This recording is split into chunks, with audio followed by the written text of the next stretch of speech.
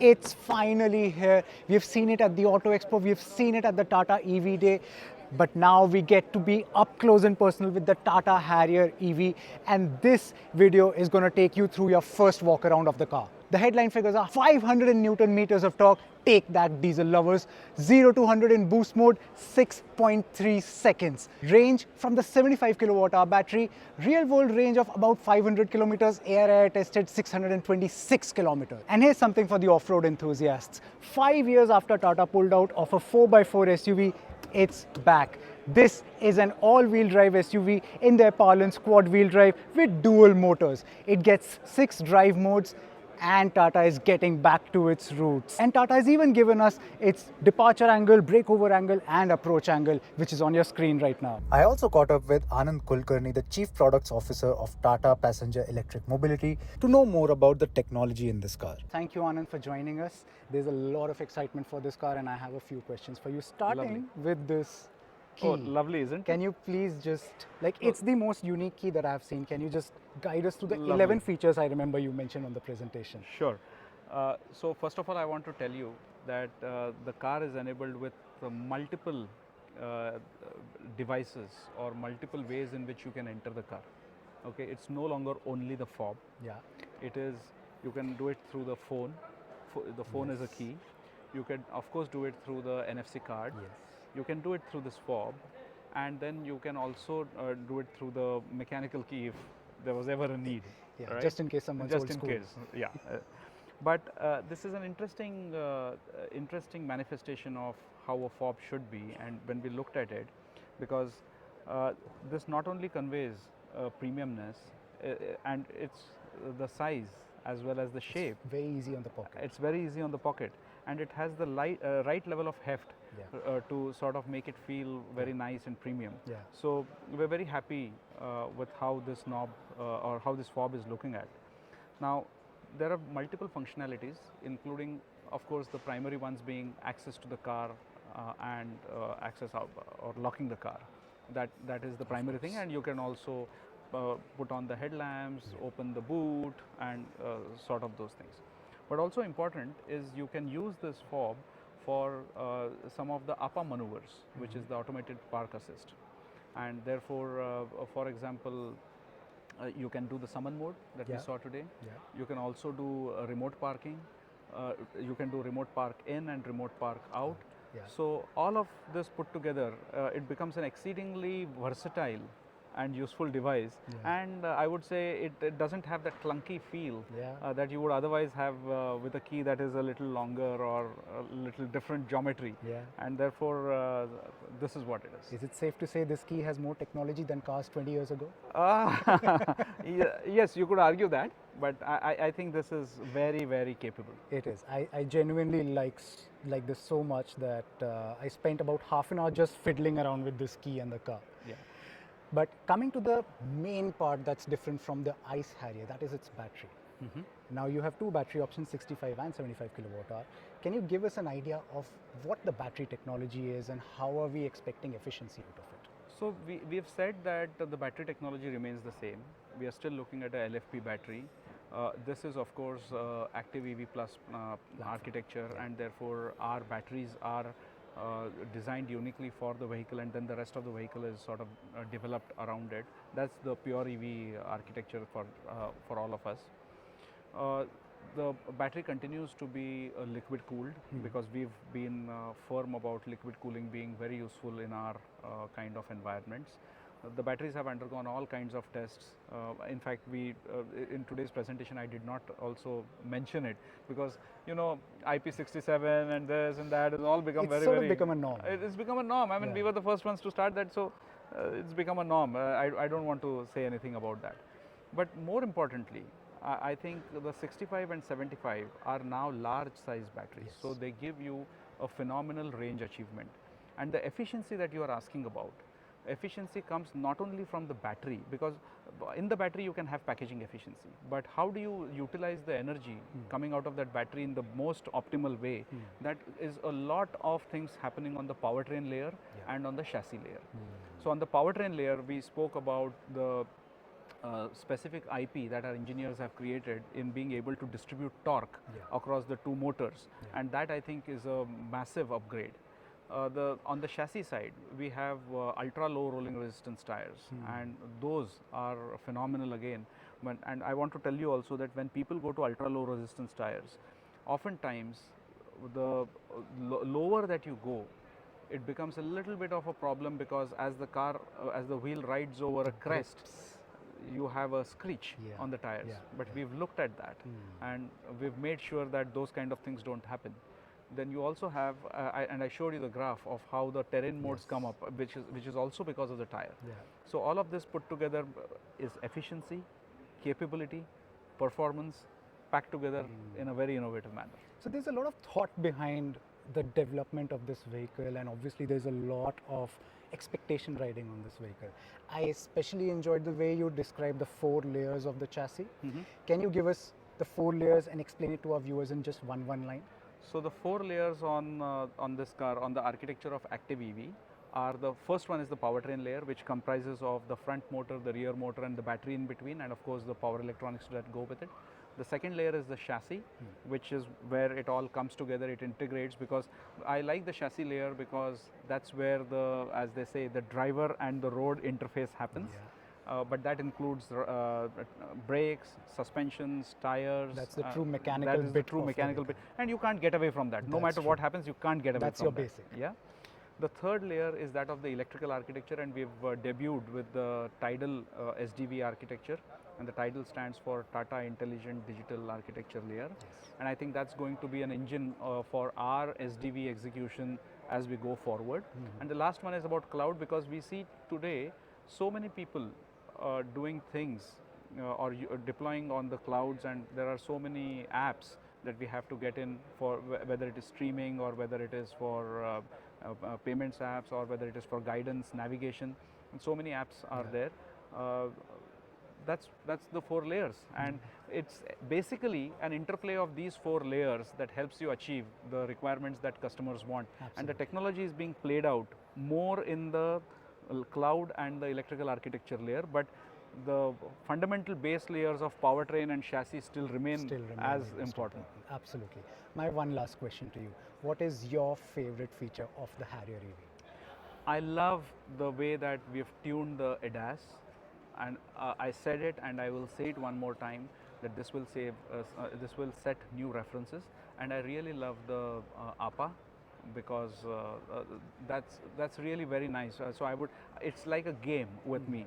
Can the car park better than me? So that's so far as I'm concerned. But nonetheless, that's for the viewers' reference. The ADAS in this car, as mentioned by Anand, is an Indian ADAS, which basically means you were no longer supposed to get those jerks, those instant brakes that happen in the traffic. That's what Tata has tuned them for. And the low speed AEB, please. And the low speed AEB, yes, absolutely. I think this is something you have to test drive and then realize. Correct, absolutely. Anand, thank you so much for your time. I know I need to let you go, but thank you so much for your time and best of luck for this car. Thank you very much. Pleasure talking to you. Same here. Now this is the inside of the Tata Harrier EV, and straight away I can tell you that there's quite a few significant things that are different from the ICE vehicle. For example, now we have these 6 drive modes, which is normal, snow, mud, rock, custom, and also you have this absolutely new 14.5-inch QLED screen developed jointly by Harman and Samsung. Tata claims that it's going to give a complete theater feel with the speakers and the screen. This screen, I can tell you, is extremely crisp. This is an IVRM, which basically is fed from the camera right behind, and it's also extremely crisp. You no longer need to worry about any luggage or people obstructing your view here. Both the screens are genuinely top class. They are probably the best that Tata has ever offered, and possibly the best that there are in this price segment right now.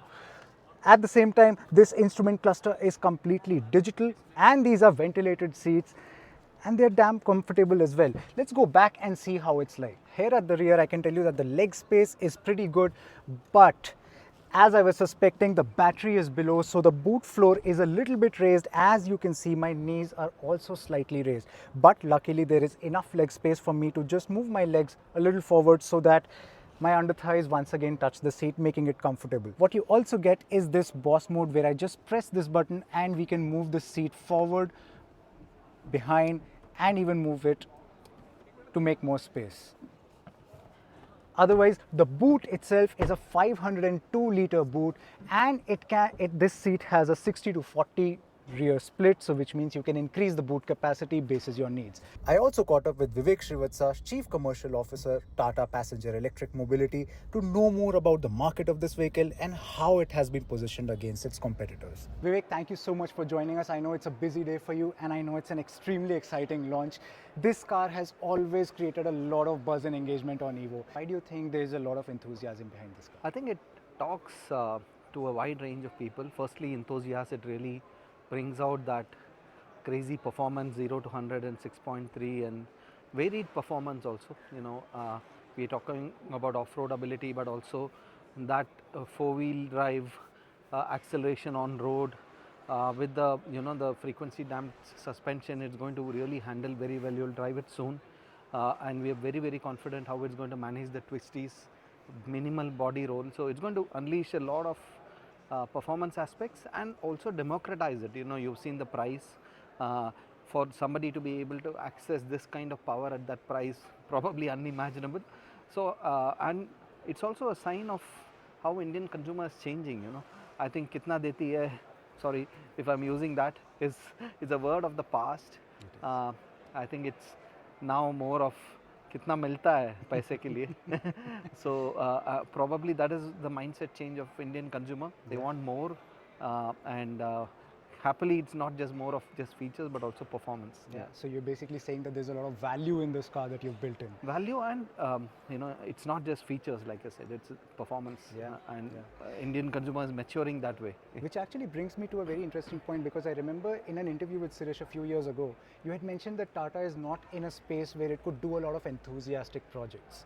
But now you've come up with this car which is the most powerful Tata. It is rear wheel drive focused, even though it's all wheel drive. It's got many drive modes as well. What's brought about that turnaround? How has Tata now coming towards appealing the enthusiasts more? I think it's just a phase. We were in a ramp up phase where we had to mainstream our product portfolio, and once we have reached a certain stability now, I think now we can start really going back to our roots, I would say. I mean, Sailesh's presentation showed that we started with performance and lifestyle initially with the CRR, the Safari, and I would almost say we are going back to our performance capability roots in a modern manner, and I think this is just the beginning of things to come. Looking at the excitement and how consumers have welcomed this notion of all-wheel drive, I'm really excited for the future. Which actually brings me to its price. It's at 21.49 lakhs. It sounds brilliant, but of course there will be other variants as well. It is your flagship SUV. Do you see the brand perception of Tata changing in the minds of the consumer, that they are now willing to pay far more than they probably used to at a point in time for a Tata? I think that line, to be honest, has been crossed quite a bit. We are already selling quite a lot of cars in excess of 30 lakhs. Our top selling Safari variant is the top trim, and that on road it goes well beyond 30 lakhs. So it's not really alien to us, but I think we'll see a lot more volume now with this. Yes, I think premiumization and giving more value, giving more performance is probably a direction we will take. Now let me just speak to you about the Tata Motors Group as a whole. Now you already have a wide range of EVs, with more coming, I know, and the ICE products are still going strongly. How has the EV portfolio helped turn around the overall business of Tata Motors? I think very different. I won't say EV has the only impact on ICE in terms of turnaround. They have played a part, but I think it's a very good symphony. It's a very good symbiotic relationship. In some cases, we were able to introduce some features on the EV and percolated it down to ICE. On the other side, the popularity of the ICE model has helped the EV. For example, the Punch or the Tiago, and to some extent even the Harrier. It's a design call that we took, saying that while we have the Active Plus architecture, let's go with the loved, tried and established design Let's not change too much for the consumer. So I think it's a wonderful symbiotic relationship between ICE and EV, and hopefully it should continue in the future also, where we thrive, the both businesses thrive on the opportunities provided by the other business. Could you Yeah. actually help me give a ratio between the ICE and EV business right now In terms of volumes, in terms of volumes? so EVs are about 12% of our volumes overall. You know, we sell about, I would say, yeah, it's about 12% of our volumes. Yeah. And do you suppose that will increase with the introduction of this? definitely. And is there a target that you're looking at? I mean, we have a long-term target. By 2030, we want 30% of our business to come from EV, and I think with the kind of roadmap we have, we definitely see that happening. So where do you think the loss will come from? Will it be petrol, diesel or CNG? I won't say loss, it's a percentage penetration, but I think overall we will grow, you know. There's a lot of action on the ICE side as well. So we are looking at growing ICE volumes, but EV volumes will grow much faster, is our anticipation. Yeah. Okay. And one final thing. Yeah. What's your one favorite feature about the Harrier EV? It has to be the rear wheel drive QWD. It really unleashes so many aspects of the car, and I mean, I'm not just talking the off-roading ability, but it's just makes it a different beast compared to any other Harrier you have experienced, I would Yeah. say. So it's a different experience, and if there's one feature I would like to retain, it's that. Yeah. It is a return to 4x4 after Yes. almost about 5 years. 5 years. Hexa was the last 4x4 Hexa we had. was the Yeah, last one, yeah, yes. Yeah. Thank you so much, Vivek, for your pleasure. time. My It's been a pleasure. Yeah. And Lovely I hope talking to see you soon when I'm driving this next Yeah, time. 13th. I'll see you. 13th, yes. And I'm sure you'll enjoy driving it. Yeah. Thank you. Thank you Okay. so much. This was your first look at the Tata Harrier EV. Stay subscribed to the Evo India channel because we are going to bring you its first drive very soon.